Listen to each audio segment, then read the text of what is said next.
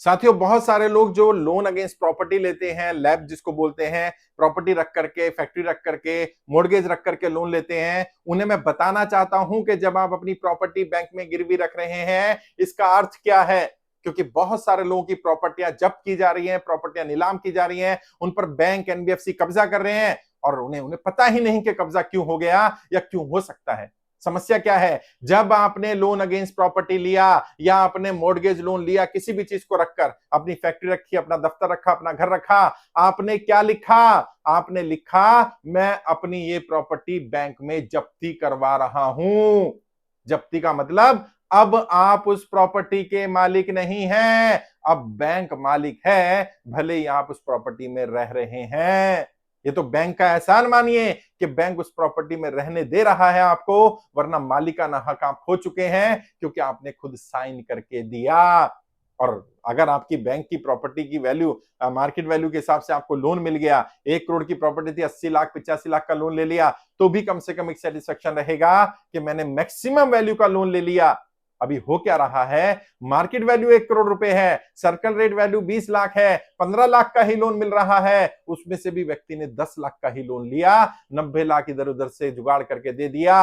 अब 10 लाख रुपए में आपने 1 करोड़ की प्रॉपर्टी बैंक को जब्ती कर दी। आपने लिख कर दे दिया, मेरी इस प्रॉपर्टी का मालिक बैंक होगा और बैंक को अधिकार होगा इस प्रॉपर्टी का जो करना चाहे करे, अगर मैं इसकी किस्त नहीं चुकाता हूं। आपने पढ़ा नहीं ना एग्रीमेंट, जो लोन अगेंस्ट प्रॉपर्टी का एग्रीमेंट था, जो आपने मॉर्गेज का लोन का एग्रीमेंट साइन किया, उसमें लिखा है आपने, जब जब तक सब सही चलेगा कोई दिक्कत नहीं आएगी बैंक को, बैंक ना बताने आएगा ना आप पूछने जाएंगे। दिक्कत कब आएगी? जब आपकी किस्त बाउंस हो जाएगी। ये सरफेसी एक्ट है ना, ये सरफेसी एक्ट नहीं है, ये सरफांसी एक्ट है। सरफांसी मतलब आपको फांसी देने वाला है, आपकी प्रॉपर्टी जाने वाली है।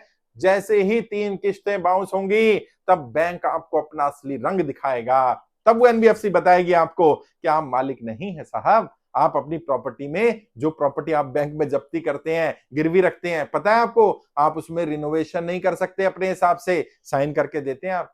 रिनोवेशन तो छोड़ दीजिए, व्हाइट वॉश भी अगर आपको करवाना है तो उसे बैंक को बताना पड़ता है। ये नहीं आपने अपने हिसाब से कलर चेंज करा लिया, आपको लगता है आप मालिक हैं। आप मालिक नहीं हैं, आप केवल किराएदार हैं। आप किराया नहीं दे रहे हैं वो अलग बात है, वो बैंक का एहसान मानिए कि बैंक आपकी प्रॉपर्टी से रेंट नहीं ले रहा आपसे कि भैया रेंट भी दो। क्योंकि अगर रेंट मांगेगा तो आपको पता चल जाएगा कि अब आप मालिक नहीं है इस प्रॉपर्टी के, इस प्रॉपर्टी का मालिक बैंक हो चुका है। और कब तक रहेगा? जब तक आप सारी किस्त, सारी पेनल्टी, सारा इंटरेस्ट, सब कुछ, सारा अमाउंट ना दे दें, उसके बाद एनओसी ना ले लें, तब तक बैंक ही मालिक है। कई लोग कहते हैं, कल भी हमारे टीम के साथ ही कह रहे थे, कुछ अमाउंट रह जाएगा तो क्या होगा?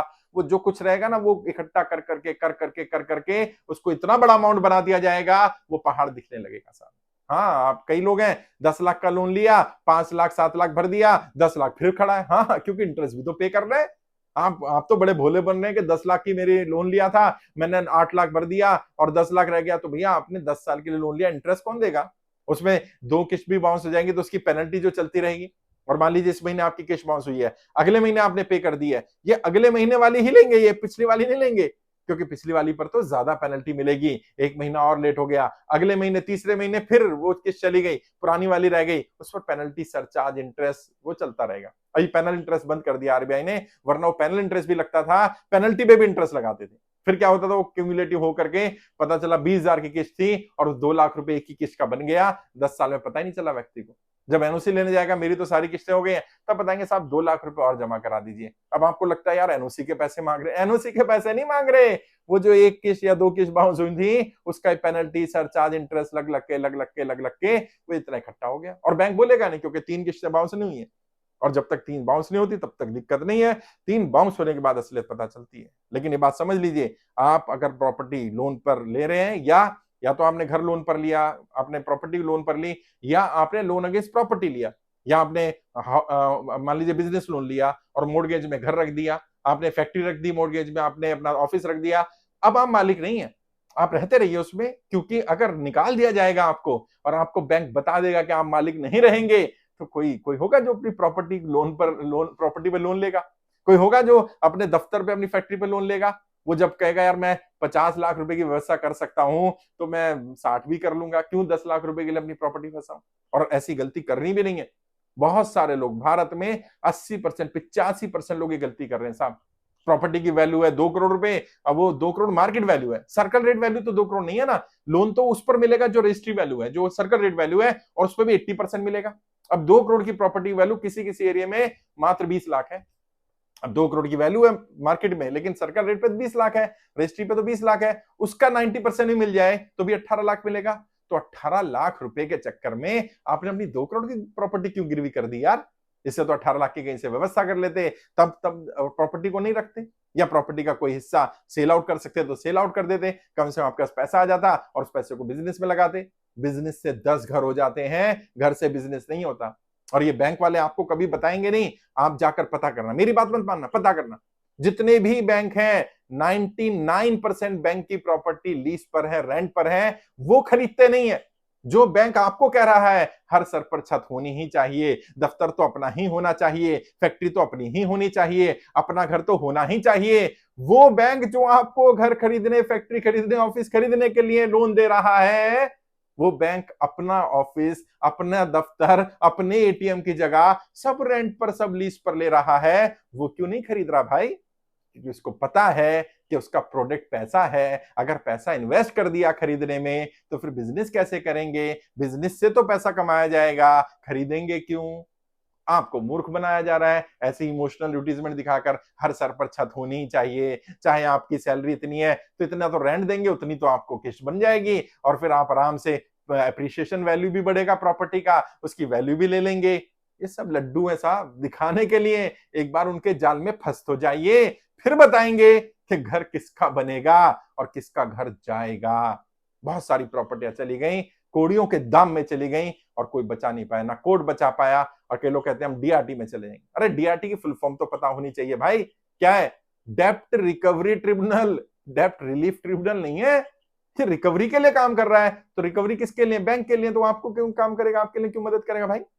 भारत में कोई डेप्ट रिलीफ ट्रिब्यूनल नहीं है जो आपको रिलीफ दिला दे, रिकवरी के लिए है। वो बैंक को कहेगा पहले तो 20% जमा कराओ डीआरटी में जाने के लिए, यानी आप बेईमान तो हो, ये तो मान लिया गया, तभी तो 20% जमा करा रहे हो। और अगर व्यक्ति के पास 20% होता तो किस्त बाउंस होने देता है? ये सरफेसी एक्ट में ये जो लगाया गया, मुझे ये समझ में नहीं आता कि व्यक्ति की 3 किस्तें बाउंस होने के बाद उससे सारा आउटस्टैंडिंग मान लिया जाता है, सारा मांग लिया जाता है। मतलब मान लीजिए आपका 50 लाख का लोन है, आपकी 50,000 रुपए महीने की इंस्टॉलमेंट जा रही है, 3 इंस्टॉलमेंट बाउंस हुई, आपका outstanding with interest with penalty सब कुछ आपसे 60 लाख रुपए, 70 लाख रुपए डिमांड नोटिस आ गया 13/2 में। अब यार 70 लाख होता उसके पास तो क्या वो 1.5 लाख रुपए जमा नहीं कर देता, 3 किस्तें बाउंस होने देता? पता नहीं किसने सरफेसी एक्ट बनाया कि अगर 3 किस्तें बाउंस होंगी तो सारा पैसा वापस देना पड़ेगा। तो भाई वो तो फंस ही गया ना व्यक्ति। और हालात हमेशा एक जैसे नहीं रहते। और जो लोग लोन वालों को जो माफी के लिए अप्लाई कर रहे हैं, या जो कह रहे हैं सरकार मदद कर दे, उनको कह रहे हैं औकात नहीं थी तो लिया क्यों? अरे भाई ऐसा नहीं है, बैंक ने औकात देखकर ही लोन दिया था। तो ये बोलना बंद करो कि औकात नहीं थी तो लिया क्यों, भरने का औकात नहीं थी तो लिया क्यों। उनकी औकात थी, उनका स्टैंडर्ड था, बैंक पीछे पड़ रहा था। बैंक की औकात नहीं थी कि वो बैंक हमें डायरेक्ट कब्जा कर ले हमारी प्रॉपर्टी, तो बैंक ने घुमा फिरा करके हमें लोन बांटा, जब जरूरत भी नहीं थी तब भी लोन बांटा। वरना आते ना कॉल, क्रेडिट कार्ड ले लो, पर्सनल लोन ले लो, ये ले लो, वो ले लो। कौन जा रहा है? अगर हमारी औकात नहीं तो क्यों फोन कर रहा है भाई बैंक? क्योंकि बैंक को पता है उसका प्रोडक्ट पैसा है, और आपको फंसाया जा रहा है। लोगों की प्रॉपर्टियां, लोगों के घर, लोगों की फैक्ट्रियां, लोगों के दफ्तर सब सब कब्जा किए जा रहे हैं।